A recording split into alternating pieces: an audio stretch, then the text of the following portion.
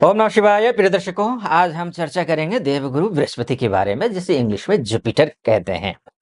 गुरु ग्रह को शास्त्रों में ज्ञान का, धर्म का, पुत्र का, विवाह का, संपत्ति का और धर्माधिकार का कारक ग्रह माना गया है।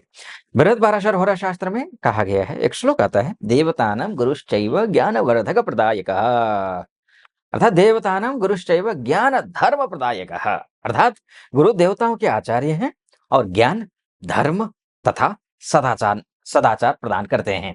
गुरु गीता में कहा गया है, गुरुर् ब्रह्मा गुरुर्विष्णु गुरुर्देवो महेश्वरः। गुरु को त्रिदेव का समान पूजनीय माना गया है।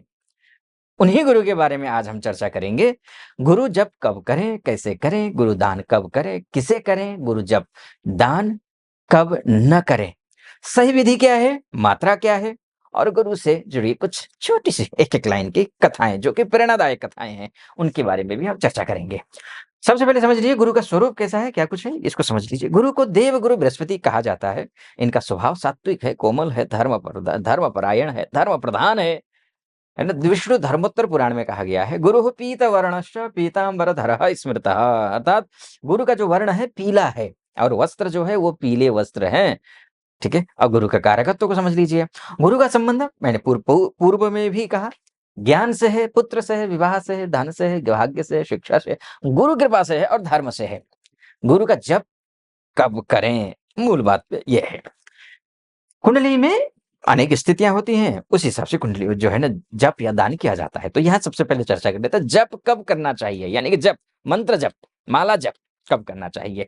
माला के बारे में, कैसे जप करना है, कब करना है, कैसे जप करना है, ये मैंने अन्य वीडियो में सबसे पहला, ये जो नया चैनल है ये मेरा, तो उसमें सबसे पहला वीडियो वहीं होगा, वहां आप जा करके देख सकते हैं कि कैसे जप करना चाहिए, ठीक, विधि क्या होती है।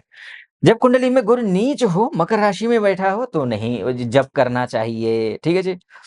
जब षष्ठस्थ हो, अष्टमस्थ हो, द्वादशस्थ हो या फिर त्रिकेश हो, ठीक है, तब भी मंत्र जप करना चाहिए।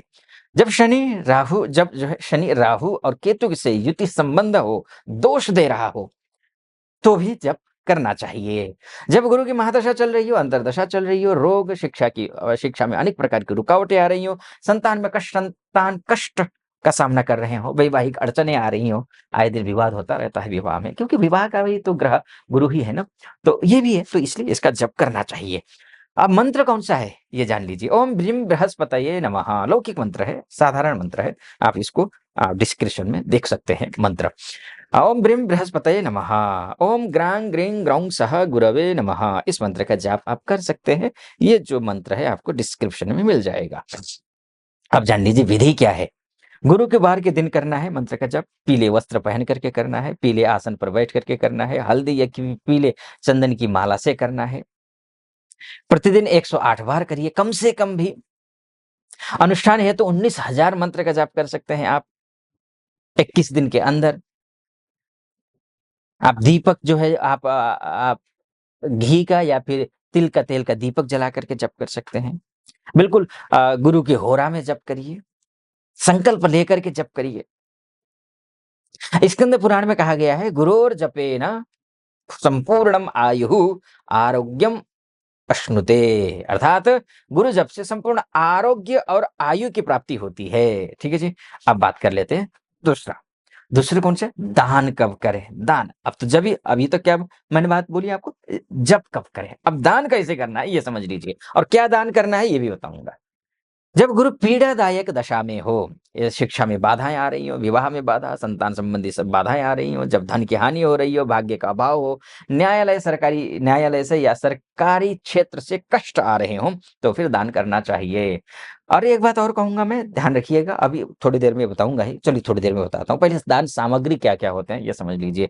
पीला वस्त्र दान करना है आपको, चने की दाल दान कर सकते हैं, हल्दी दान कर सकते हैं, सोना दान कर सकते हैं। आजकल के महंगाई के जमाने में तो सोना तो क्या ही दान करेंगे, लेकिन हाँ बाकी पीला फूल कर लीजिए, पीला फल कर लीजिए, केला कर लीजिए, है ना, पुस्तकें दान कीजिए, ये बहुत अच्छा है। किसी गरीब बच्चों को आप पुस्तकें दान करिए, बहुत अच्छा रहेगा।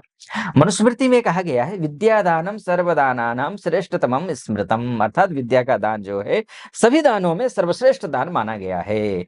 गरुड़ पुराण में भी कहा गया है, गुरु दोषे तु दानानि सर्व पाप हराणि च, अर्थात गुरु का दान करने से सभी प्रकार के पाप का हरण हो जाता है, क्षरण हो जाता है, समाप्त हो जाते हैं। तो गुरु का दान इतना महत्वपूर्ण है। अब आइए मूल बात पे, कब दान नहीं करना चाहिए?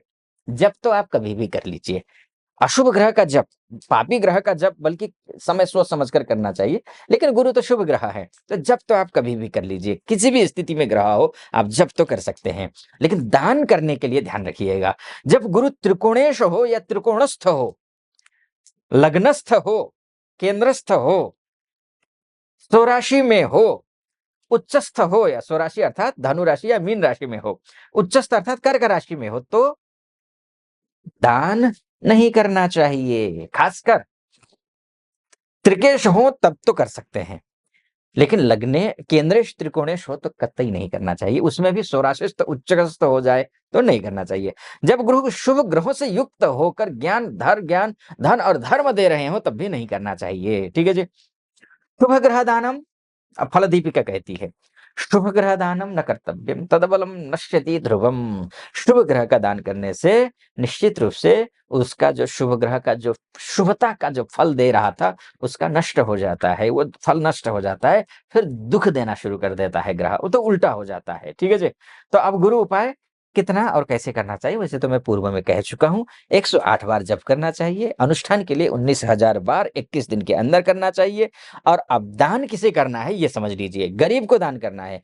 गरीब विद्यार्थी को दान कीजिए, ब्राह्मण को दान कीजिए, शिक्षक को दान कीजिए, धार्मिक स्थान पर दान कीजिए, जो धार्मिक व्यक्ति हैं लेकिन गरीब भी हैं, कुछ भी हो, आचरण जिनका अच्छा हो उनको आप दान कर सकते हैं। गुरु के अन्य उपाय के बारे में भी थोड़ा समझ लीजिए। गुरुवार को पीले वस्त्र दान करिए, पीपल या केला वृक्ष को जल दें, ये भी आपको ध्यान रखना है। गाय को बेसन गुड़ की रोटियां खिलाएं, बहुत अच्छा रहेगा। पद्म पुराण भी कुछ कहता है, देखिए पद्म पुराण क्या कह रहा है कि गुरु प्रीत्यै तु दानं च यशः कीर्तिम ददाति च, अर्थात गुरु की दान करने से यश और कीर्ति की प्राप्ति होती है।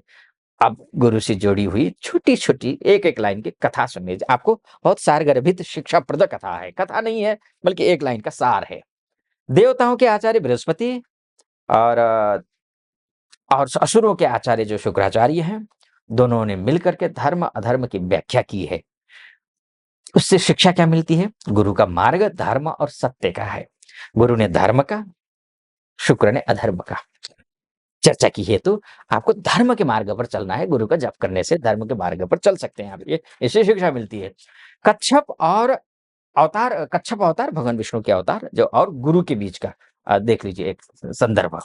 समुद्र मंथन के समय बृहस्पति देवताओं के साथ खड़े रहे और अमृतपान में उनका मार्गदर्शन किया, अर्थात अगर आप सही समय सही दिशा में चल रहे होंगे तो गुरुदेव आपका मार्गदर्शन करेंगे। गुरु जीवन में विवेक और सही निर्णय देने वाले हैं, इतना समझ लीजिए। राजा और गुरु की कथा सुन लीजिए। एक राजा ने बिना सोचे समझे गुरु का दान कर रहे थे। वो पता चला कि अच्छा खासा सब कुछ ठीक चल रहा था, लेकिन गुरु का दान जब से शुरू कर दिया, दान करना शुरू कर दिया, जो भी शुभता थी वो भी जाने लग गई। फलस्वरूप क्या हुआ? संतान की विद्या रुक गई और अनेक प्रकार की बाधाएं आनी शुरू हो गई। तो एक ज्योतिषी जी ने अच्छे से कहा कि राजा श्रीमान, आप गुरु का दान ना करें क्योंकि आपका गुरु कुंडली में शुभ है, तो ये उल्टा फल मिलेगा। तो इससे क्या मिलता है? बिना गुरु और ज्योतिषी के सलाह से आपको दप न जप करना है न दान करना है। जप तो मैं बल्कि गुरु का आप कर सकते हैं, लेकिन दान तो बिल्कुल सोच समझ कीजिए, नहीं तो पता चला आप अपना भाग्य को ही आप दान कर रहे हैं, तो वो ठीक नहीं। असरदार उपाय 2 मिनट के लिए सुन लीजिए। और गुरुवार को गरीब विद्यार्थी को पुस्तक, कॉपी या कलम दे सकते हैं। गाय को गुड़ चना खिला सकते हैं। हल्दी का दान आप कर सकते हैं। और ओम ब्रीम बृहस्पतये नमः, ये आपको डिस्क्रिप्शन में मिल जाएगा मंत्र। इसका जाप आप प्रतिदिन कर सकते हैं, या फिर ओम नमो भगवते वासुदेवाय, इस मंत्र का भी जाप आप कर सकते हैं। अंतिम में मैं कहूँगा, गुरु उपाय तभी करना चाहिए जब आपको कष्ट दे रहा हो गुरु। शुभ गुरु का दान आपको नहीं करना चाहिए। हमेशा शास्त्र और गुरु की आज्ञा से ही जप और दान करना चाहिए। अगर वीडियो आपको उपयोगी लगा हो तो चैनल को सब्सक्राइब कर दीजिएगा, अगर यूट्यूब के माध्यम से देख रहे हैं तो। अगर आप अन्य किसी माध्यम से देख रहे हैं, जैसे कि फेसबुक, इंस्टा या फिर अन्य किसी सोशल मीडिया के माध्यम से देख रहे हो, तो फॉलो, लाइक और कमेंट बॉक्स में जो भी भाव है वो व्यक्त कर दीजिए या फिर हर हर महादेव लिख दीजिएगा और इस वीडियो में भी यूट्यूब में भी जो है आप लाइक और कमेंट जरूर कर दीजिएगा। गुरुदेव की कृपा सदा सर्वदा आप पर बनी रहे ऐसी मेरी कामना और फिलहाल अनुमति दीजिए। ओम नमः शिवाय।